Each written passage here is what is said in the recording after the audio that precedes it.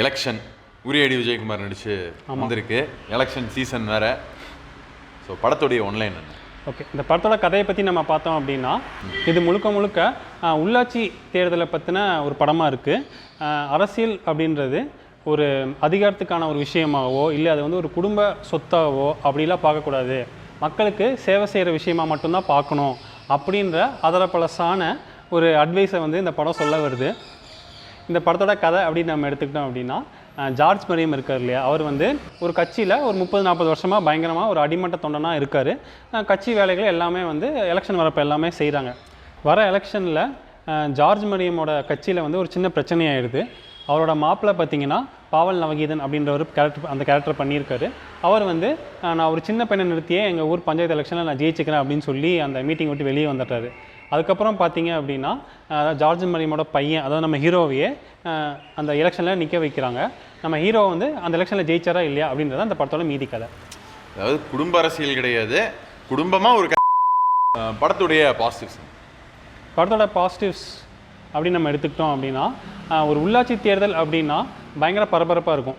ஏன்னா வழக்கமாக எலெக்ஷனில் நிற்கிறவங்க நமக்கு தெரியாது, ஆனால் உள்ளாட்சி தேர்தல்னு வர்றப்ப கண்டிப்பாக நமக்கு ரொம்ப தெரிஞ்சவங்களாக இருப்பாங்க, சொந்தக்காரங்களாக இருப்பாங்க. அதனால் பிரச்சனைக்கும் பரபரப்புக்கும் பஞ்சமே இருக்காது இல்லையா. ஸோ அதெல்லாம் வந்து இந்த படத்தில் ஓரளவுக்கு காட்டியிருக்காங்க.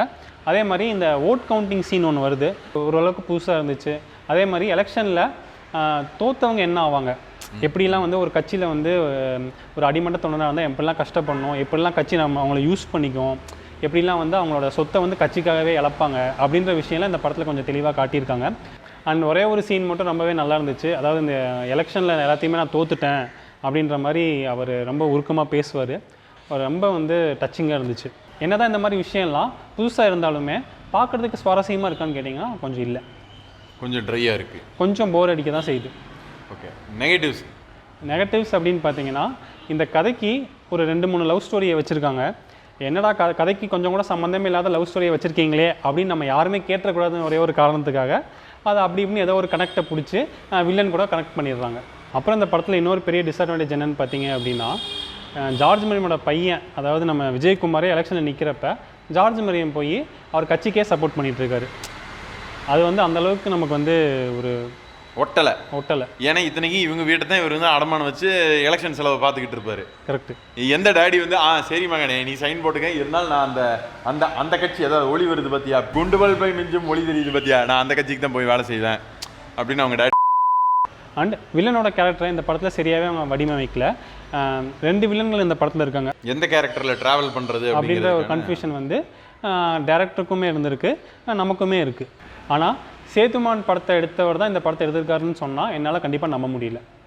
படத்தில் இந்த ஆக்ஷன் சீக்வன்ஸ் எல்லாம் எப்படி இருக்கு? ஏன்னா லவ் சீக்வன்ஸ் இருக்குன்னு நீங்கள், அப்போ கண்டிப்பாக ஆக்ஷன் இருக்கும். இந்த ஆக்ஷன் சீக்வன்ஸ் எல்லாம் பார்த்தீங்கன்னா, படம் ஆரம்பிக்கிறதே பார்த்தீங்கன்னா உரியடியில் ஒரு தாபா வரும் இல்லையா, அதே தாபாவில் தான் படம் ஆரம்பிக்குது. ஆக்ஷன் சீக்வன்ஸ் ஃபுல்லாமே உரியடி படத்தை ஏதோ ஒரு வகையில் நமக்கு ஞாபகப்படுத்த தான் செய்யுது. அப்போ ரியலிஸ்டிக்காக இருக்குன்னு நான் சொல்ல மாட்டேன், கொஞ்சம் ட்ராமேட்டிக்காக தான், ஃபிலிம்ஸியாக தான் எடுத்து வச்சுருக்காங்க. பட் என்னதான் இருந்தாலும் அந்த ஸ்டைலு அது எல்லாமே பார்த்தீங்கன்னா உரியடி படத்தை நமக்கு ஞாபகப்படுத்த தான் செய்யுது.